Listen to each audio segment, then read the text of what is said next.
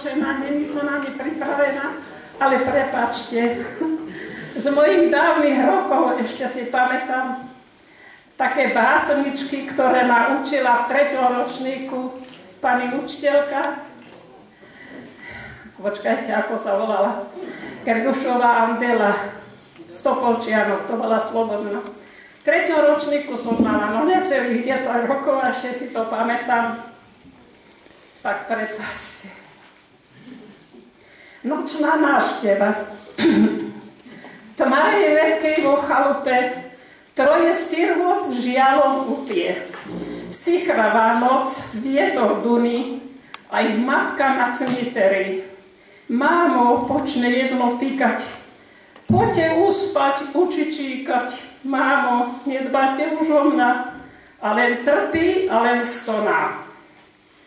Otvoria sa hrobné vrátka, vykročí z nich dobrá matka. Tmavou nocou, tichým zletom, kráča ciestkou domov deťom.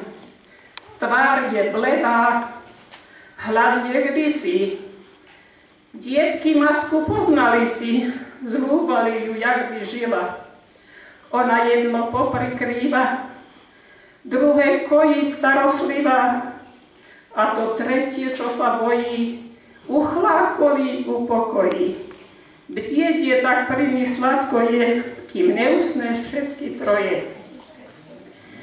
Joj, kohúč krečí, blednú hviezdy, čas sa lúčiť už sa brieždi.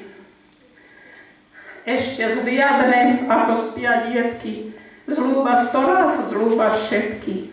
Oj, hrob, hrob, ten prikrýva dosť slávu, peče i radosť.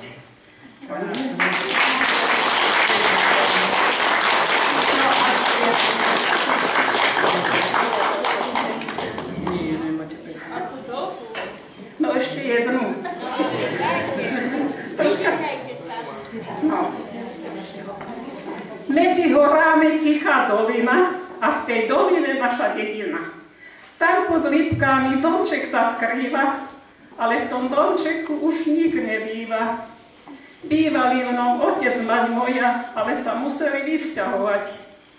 Vysťahovať na miesto iné. Na cintoríne hroby 2 stoja, v nich spia otec, mať moja. Tam im je pokoj, sama dobrota, a ja v cudzine biedna sirota. Tam som sa ihrával na jej bielom dvore, u nej dobre mával, ako vtáča v hore. Ešte vždy ju vo snách pri sebe vídam stať. Mať moja radosná, žehnám ťa na 100-krát.